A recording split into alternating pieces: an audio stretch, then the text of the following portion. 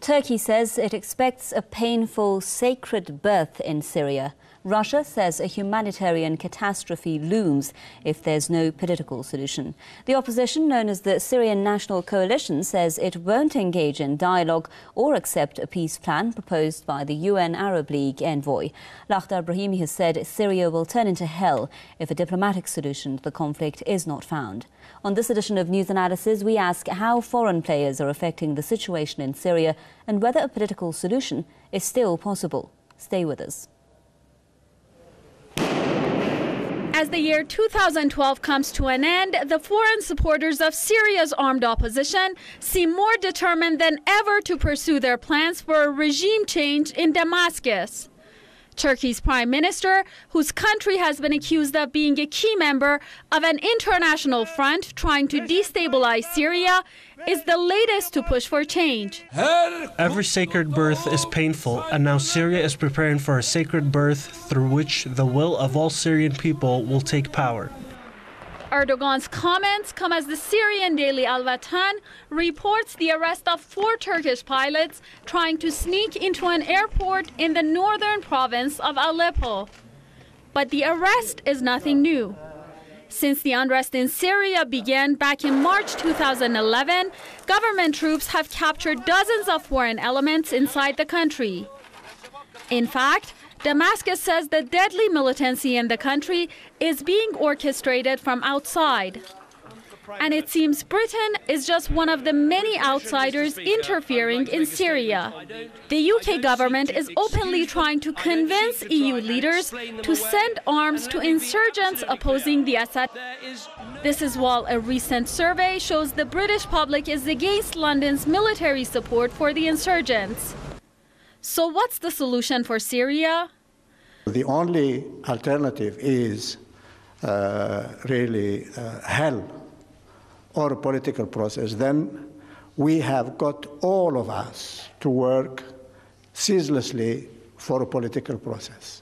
It is difficult, it is very complicated, but there is no other choice. While Syria's opposition has rejected Brahimi's call, Damascus says it welcomes any initiative that could end the country's unrest through talks. Yet, as Damascus swings between hell and dialogue, it's not clear what 2013 has in store for the Syrian nation. Well, joining me now live from Washington is historian and journalist Dr. Webster Griffin Tarpley.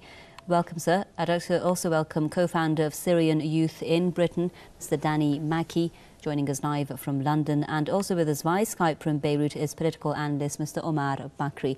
Thank you very much, gentlemen, for being with us. My first question to our guest in London, Mr. Mackey. Turkey says it expects a, quote, painful, sacred change or birth in Recep Tayyip Erdogan's words in Syria. What does he mean?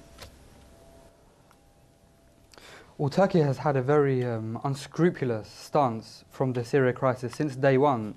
It has been present in funding and arming the Syrian opposition. It has provided military bases for training rebels, al-Qaeda rebels. It has been present in creating the Syria crisis and is a major factor in the continuation of violence inside of Syria. So Erdogan's statements of a sacred birth, both hypocritical and incredibly strange, as I fail to comprehend how he can see a strange but sacred birth in the light of violence and bloodshed which has killed up to 60,000 people. I think the most important thing now is to have a political solution, as time is incredibly running out for any political solution, as the Syria crisis has reached a level where there is a geopolitical deadlock. The geopolitical struggle is intensifying, and this is manifested by the recent statements from Turkey, from Russia, even from Iran, who the latter two obviously support a political solution. The biggest problem in Syria now is finding a mechanism to solve the crisis. This can only be done if there is pressure on some of the regional powers and regional states who have been funding and arming the Syrian opposition since the very first day.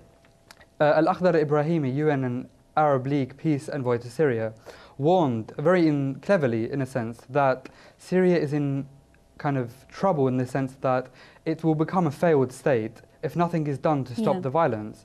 So we need a political solution, first and foremost, and this is the only way forward that I can see at the moment. And Dr. Brahimi did say, Mr. Maki, if I could just jump in here, that he believes that the situation is very difficult, that we still don't need to lose hope in a political solution. And Syria has just said, I'd like to put this next question to our guest in Beirut, Mr. Bakri. Syria has said that it welcomes any initiative that could end the country's unrest through talks. Now, the question is such a solution possible? I mean, what do you expect from Brahimi's proposal, since the opposition has already rejected it?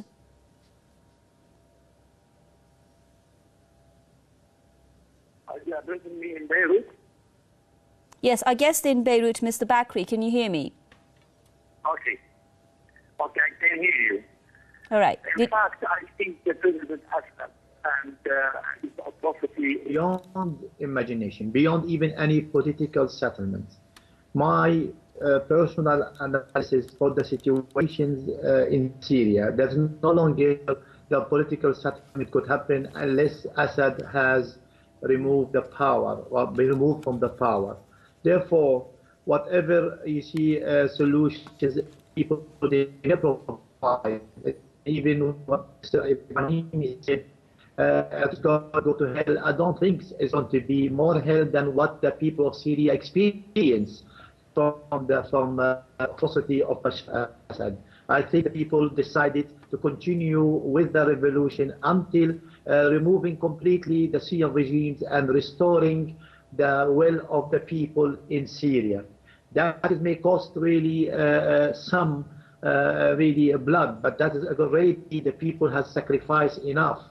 I think you see, the mistake is done originally by Bashar al-Assad. He did not accept to listen to the word of wisdom. He decided to go with the violence against people who never was carrying weapon at that time. And now after the people, they felt they control 85% from the countries, and it's about really a few days it will be Assad either being captured or run away. I think he wants to accept any solution, yes, because he is the one who committed the crime. He's willing to accept any solution. So what you're saying, Mr. Bakri, if I could just stop you there, is the main sticking point now when it comes to the opposition rejecting that peace plan or that peace initiative. Let's go to Dr. Tarpley now in Washington.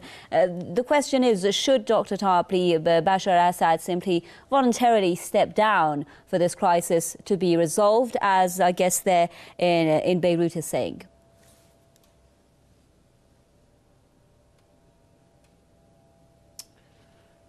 I would personally think that would be a very unwise course, and I don't think it's supported by the majority of the Syrian people. To go back to your first question, if there's going to be a birth, and if Erdogan is the midwife, then it's likely to be a monstrous birth. And I don't know what the unfortunate Turkish president is talking about. He's made himself look very silly over many months with his predictions concerning Syria.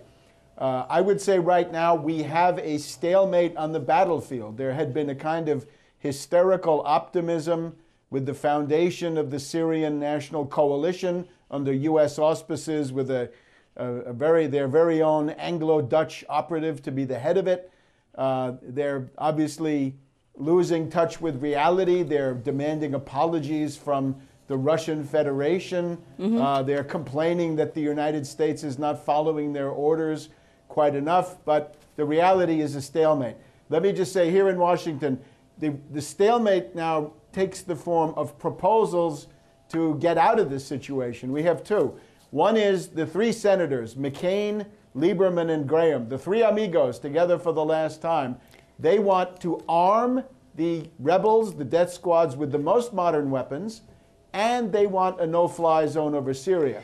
That's the hard cup. Well, the Mr. soft Tarpley, cup what is you're saying there then, Levitt, the former diplomatic expert of Sarkozy, who told a group here, if I could just, his proposal was get a coalition government with the death squads, with some Assad people, and at the same time try to get Iran to limit its nuclear enrichment program. So that would be the soft cup, both completely unrealistic. So that brings us to a question of how foreign players are affecting the situation. Back to our guest in London now, Mr. Mackey. Some observers are saying that, in fact, it's the US that's been pressuring the national coalition not to enter into talks with Russia, to reject the peace plan by Lakhdar Brahimi. Others are suggesting that, in fact, an agreement has been made between the US and Russia.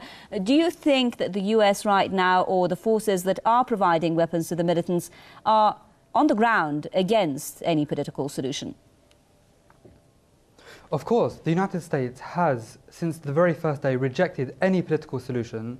They have been one of the major protagonists in making the crisis continue itself by providing non-lethal aid, supporting the Syrian opposition, politically at the very least, and through the presence of Stinger missiles, other forms of weapons. It is the United States of America who have been kind of wanting to seek the downfall of Assad for the last 40 years, both Assad Jr. and Assad Sr. The United States has an atrocious history of human rights within the Middle East and have never been a friend of the Syrian people or the Syrian government. What the United States want is a moderate pro-Western government in Syria which allows for its hegemony, which allows for its plans and dominance in the region. They want for the death of Arab nationalism, for the death of any powers and forces which fight imperialism in the region, and they want a pro-United States government which will be like a Jordan or an Egypt under Mubarak. They want the death of Arab kind of nationalism, of an Arab ideology which rejects colonialism, which rejects imperialism, and this is exactly what is happening in Syria. Yeah. You alluded to the point of regional powers and global powers. It is a geopolitical struggle. It is a struggle between regional powers, between a global struggle between Russia, the United States, between China, and there is a major threat of this conflict spilling over to the Middle East and fracturing a fragile peace which exists within the Arab world. Well, there was a recent survey in The Independent which stated that over the majority of British voters in this poll are against any Western intervention in Syria. We will come, of course, to the issue of whether we are going to see a military intervention, a full-scale military intervention or not. But let's just first go to our guest in Beirut.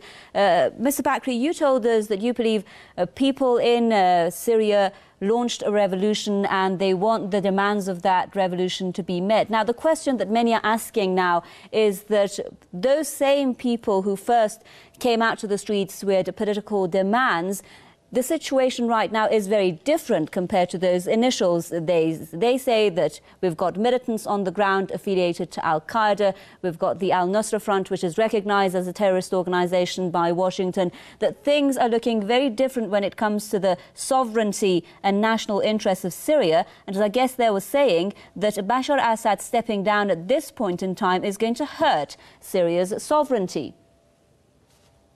There's no doubt the people of Syria, after all, majority of them are Muslim, and that is very logical, that's really irrational for them to live according to the Islamic belief, and that is the majorities of the fighters nowadays are in Syria. They believe in Islam strongly.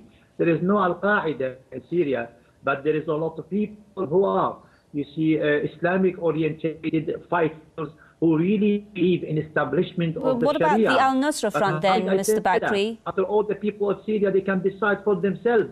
The most important thing for Assad is to leave his Well, Mr. Bakri, sorry for jumping in here. What about the al-Nusra Front? Isn't it right now active in Syria? The fight will continue. And if the people, whether the West or the East, are worried that an Islamic State may establish in Syria, we will say to them, do not worry.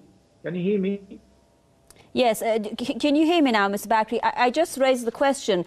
Do you agree that the al-Nusra Front is currently active in Syria? It's carrying out operations and terrorist operations. Can you hear me? Okay, it looks like we've just lost our connection there with Mr. Bakri. We'll try to fix it and come back to him. But let's just go back to our guest in Washington, Mr. Tarpley. Now, the question of